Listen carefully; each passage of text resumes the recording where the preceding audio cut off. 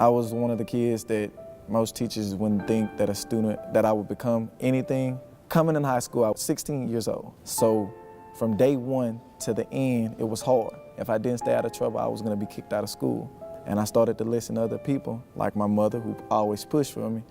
And that further led me on to other things in life, like the Lighthouse program. The Lighthouse program pushes determination into their students, elementary to high school.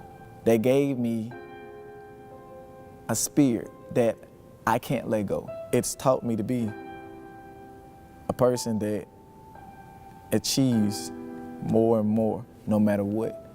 May 25th, 7 o'clock Monday at the Hirsch Coliseum.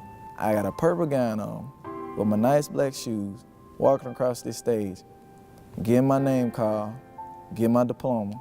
I cried and I had a big smile. I had no other way of expressing it. But just sitting there thinking, how did I make it? It's one date that I won't forget for the rest of my life, but it's one thing that I will be telling for the rest of my life to other people that I know that want to be more. I sit back and watch my life grow, and it's still growing.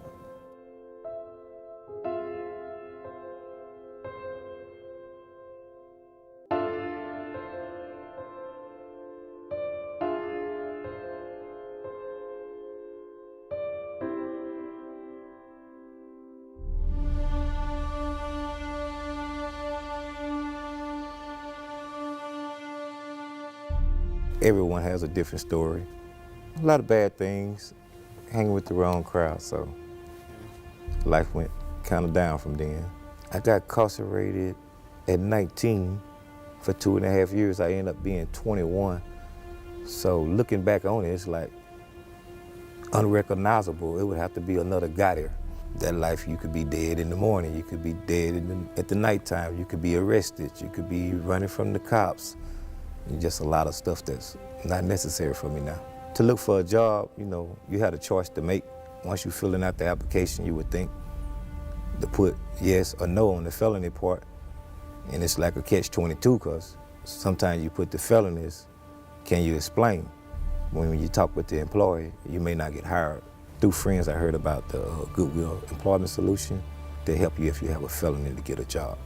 Went to the class was like 8 hours, and from the class, it just gave you a lot of tools and how to dress, how to talk to the employees, what to bring, have your resume together, all your information. I was sent to the Kavanaugh Treatment Center where we deal with adolescents, so she was like telling me, just go over there and you're sure to get hired on the spot. So 2 years and 4 months I've been working at the Kavanaugh Treatment Center.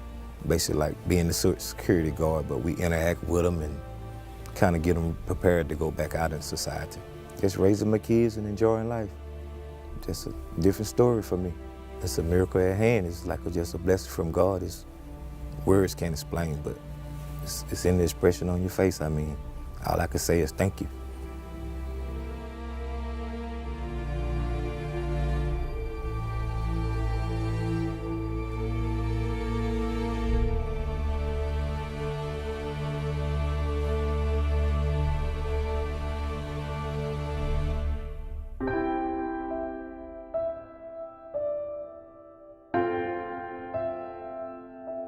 My daughter, the father and her, they got arrested. She was on drugs real bad. And then the father he was slanging drugs, so the kids was in a bad environment. Well, they, all three of them, 5 years old, they triplets. I wouldn't feel right nobody else raising my grandkids, because I was going back and forth, the court back and forth, and I lost my job. After that, I got my last 4 checks. It really got hard.